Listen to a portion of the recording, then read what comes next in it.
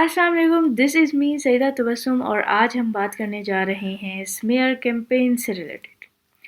Smear campaign basically एक ऐसा झूठा प्रोपेगेंडा होता है जहाँ किसी एक इंसान को टारगेट करते हुए, पूरा प्लान करते हुए उसके ख़िलाफ़ बहतान बांधे जाते हैं, तोहमतें लगाई जाती हैं, उसके इमेज को ख़राब करने के लिए बाकायदा लोगों में गलत बातें फैलाई जाती हैं। और ये एक ऐसी चीज़ है जो कि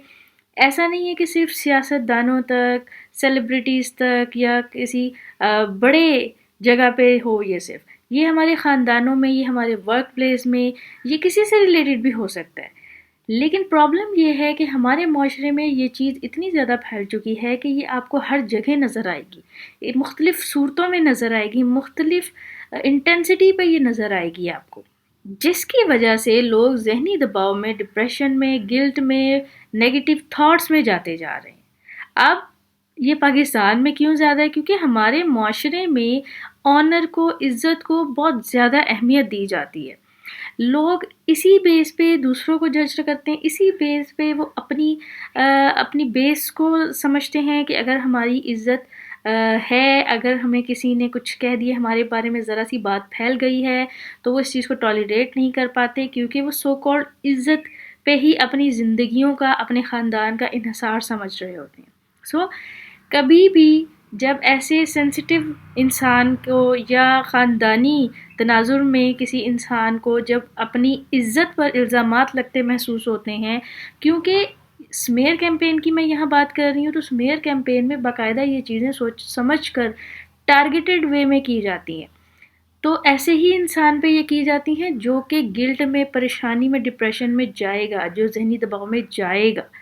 जिसको फ़र्क नहीं पड़ता उसके बारे में यूजुअली ये चीज़ें नहीं की जाती हैं। एक ऐसा इंसान जिसको ये फ़र्क नहीं पड़ता कि लोग उसके बारे में क्या सोच रहे हैं, क्या कह रहे हैं, क्या बातें फैलाई जा रही हैं, उस पर ये चीज़ें असरअंदाज नहीं होंगी। स्मेयर कैंपेन्स में चूँकि एक बहुत बड़ा रोल फ्लाइंग मंकीज़ का होता है, ये ऐसे लोग होते हैं जो हर उड़ती बात को पकड़ लेते हैं, जो किसी भी बात पर यकीन कर लेते हैं, बग़ैर तस्दीक किए मान भी लेते हैं और फिर आगे से आगे फैला भी देते हैं। अब चूँकि जिसने टारगेट करना होता है वो ऐसे फैक्टर्स को सोच समझ के इस्तेमाल करता है कि ये फ्लाइंग मंकीज़ कौन हो सकते हैं, तो वो उन्हीं में ये बात फैलाता है और वो फ्लाइंग मंकीज़ इस चीज़ को सर्कुलेट कर देते हैं बग़ैर सोचे समझे, बग़ैर तस्दीक किए। जिससे ये होता है कि आम आवाम में, या अगर ये चीज़ वर्क प्लेस पर हो रही है तो पूरे ऑफिशियल स्टाफ में, पूरे कोलीग्स में, या किसी स्कूल कॉलेज में हो रही है तो उस इदारे में, या किसी ख़ानदान में हो रही है तो पूरे ख़ानदान में, रिश्तेदारों में, जानने वालों में उस टारगेटेड इंसान से मुताल्लिक़ गलत बातें फैला दी जाती हैं। बहरहाल इसका एक बड़ा अच्छा फैक्टर ये भी है कि टारगेटेड इंसान के लिए ये समझना बहुत आसान हो जाता है कि अब फ्लाइंग मंकीज़ कौन है और उसके साथ मुखलिस लोग कौन हैं। क्योंकि जो समझदार लोग होते हैं और जो ज़हनी तौर पर तवाना लोग होते हैं, वो किसी की भी बात पर बग़ैर तस्दीक के यूँ यकीन नहीं करते हैं और उस बात को आगे भी नहीं फैलाते हैं। इसके अलावा भी स्मेयर कैंपेन्स के एक फ़ायदे के अलावा बहुत से नुकसानात भी होते हैं कि ये हो सकता है कि वो इंसान ज़हनी दबाव के साथ साथ पीटीएसडी का शिकार हो जाए, वो किसी ट्रॉमेटिक सोच में चला जाए, वो सोशली आइसोलेट हो जाए, या उसकी जो किरदार कशी एक बार कर दी गई है, सारी ज़िंदगी उसको उसी के साथ जीना पड़े। अच्छा, चूँकि ख़ानदान में भी ये चीज़ बहुत ज़्यादा हो रही होती है और ज़्यादा ख़तरनाक होती है, क्योंकि वो लोग आपसे के सबसे ज़्यादा क्लोज़ होते हैं और आपकी स्ट्रेंथ्स और आपके लैग्स को बहुत अच्छे से जानते हैं। तो घर में या फैमिली में वो जो खुदगर्ज़ और चालाक रिश्तेदार होते हैं, ऐसे कज़न्स हो सकते हैं, बहन भाई हो सकते हैं, पेरेंट या बच्चे भी हो सकते हैं। फैमिली में ऐसे लोग या आपकी बिलॉन्गिंग्स में ऐसे लोग जो क्लेवर हों, तो वो आपको इस ज़रिए से हिट करने की कोशिश करते हैं। वो गैस लाइटिंग का सहारा भी ले सकते हैं, वो, और जैसे मैंने पहले ज़िक्र किया कि वो फ्लाइंग मंकीज़ का सहारा भी ले सकते हैं। تو سارا کا سارا مقصد یہ ہوتا ہے کہ وہ انسان ذہنی طور پر الجھ جائے، اپنے مقصد سے ہٹ جائے، کسی بھی طرح کی کنفیوژن کا شکار ہو جائے، وہ خود ہی مختلف طرح کے شکوک و شبہات میں پڑ جائے، اپنے آئیڈینٹی کرائسس میں پڑ جائے، اور وہ انسان جو کسی بھی طرح کی ترقی یا کسی بھی طرح کے مقصد میں چل رہا تھا وہ پیچھے ہٹ جائے، یا وہ جو یہ سب کچھ کروا رہے ہوتے ہیں وہ اس کو دبا کے آگے نکل جائیں۔ اگر جرنلی ہی اس کی کچھ آپ مثالیں دیکھیں تو سیاست میں بھی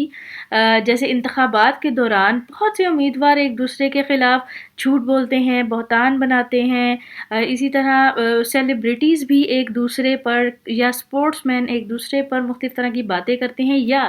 انڈائریکٹلی لوگوں میں باتیں پھیلاتے ہیں تاکہ کسی دوسرے کو وہ انڈائریکٹلی ہٹ کریں۔ عام زندگی میں بھی ہم یہی دیکھتے ہیں کہ کوئی بھی کسی کو نقصان پہنچانے کے بارے میں یہ سوچتے ہوئے یہ نہیں ڈرتا ہے کہ اس کو کس طرح سے نقصان دینا ہے، اور وہ اس کے خلاف جھوٹی باتیں پھیلانے لگ جاتا ہے، کیونکہ آج کے وقت میں جب ہم انفارمیشن کو اتنی تیزی سے کنزیوم کر رہے ہیں اور اسپیشلی سوشل میڈیا بھی ہے، تو وہ سارا کچھ اتنا جلدی ہونے لگ گیا ہے کہ ہمارے دماغ کو وہ پروسیس کرنے کی عادت ہی نہیں رہی کہ وہ تحقیق کرے، وہ تصدیق کرے، وہ اس چیز کی گہرائی میں جائے۔ ایک جگہ سے سنا اور فوراً سے اس کو مان کے آگے شیئر کر دیا، آگے پھیلا دیا۔ تو سوشل میڈیا پر یہ جو تیزی ہے یہ بھی ہمارے لیے دنیا میں بھی اور آخرت میں بھی بہت زیادہ نقصان کا سبب بن رہی ہے، کیونکہ نہ صرف ہم کسی کی جسمانی، ذہنی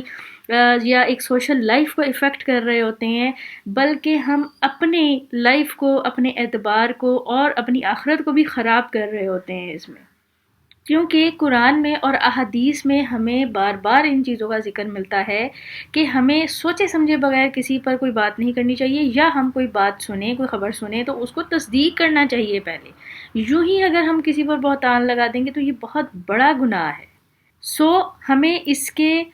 جو بھی احتیاطی تدابیر ہو سکتی ہوں، جو حل ہو سکتے ہوں، ان کی طرف لازماً جانا چاہیے۔ جس انسان پر یہ سب کچھ ہو رہا ہو اس کے لیے تو سب سے پہلے یہ ضروری ہے کہ وہ ان چیزوں کو پرسنلی نہ لے، وہ ان چیزوں کا فوری طور پر جواب نہ دے، وہ ان چیزوں میں ایموشنل ہو کے بالکل نہیں ری ایکٹ کرے، کیونکہ سامنے والا یہی چاہ رہا ہوتا ہے کہ ایموشنل ہو کے غصے میں یا کسی بھی طریقے سے آپ کچھ ری ایکٹ کریں، اور سامنے والا پھر اس بات کو بیس بنا کر بھی آپ پر مزید اٹیکس کرے۔ اور ایسے لوگ جو فلائنگ منکیز ہیں یا غلطی سے بن جاتے ہیں، ان کے لیے بھی ضروری ہے کہ وہ تحقیق کریں، سب سے پہلے کسی بھی الزام کو فوراً سچ نہیں مانیں۔ سوشل میڈیا یوز کرنے والے بھی اس چیز کو ذمہ داری سے ضرور کام لیں، کسی پوسٹ کو، کسی ویڈیو کو، کسی نیوز کو بغیر تصدیق کے آگے نہ بڑھا دیں، اور ایسے لوگ جن پر یہ چیزیں کی جاتی ہیں وہ پروفیشنل ہیلپ کے ساتھ ساتھ قانونی راستے بھی اختیار کریں، اور اس کے ساتھ ساتھ انٹرنلی بھی صبر سے، حکمت سے لازمی کام لیں، رد عمل فوری نہیں دیں، سوچ سمجھ کر مناسب طریقے سے ان چیزوں کو جواب دیں، اور اگر جواب دینا ضروری ہو۔ ادروائز یوزلی ایسے لوگوں کو، کیونکہ ان کی کوئی ساکھ نہیں ہوتی، تو جواب دینا ضروری نہیں ہوتا، اور چاہے جس پر یہ ہو رہا ہے یا جو درمیان کے لوگ ہیں ان سب کو چاہیے کہ کوشش کریں زیادہ سے زیادہ پازیٹیو کردار اس میں ادا کریں۔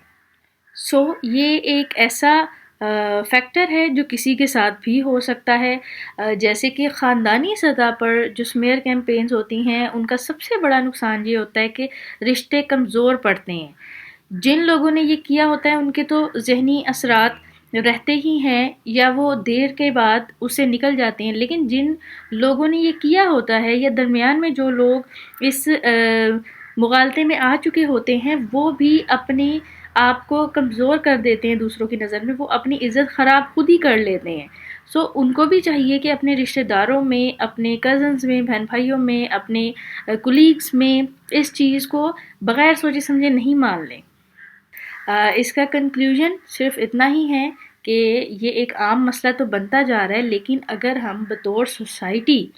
سچ اور جھوٹ میں فرق کرنا سیکھ لیں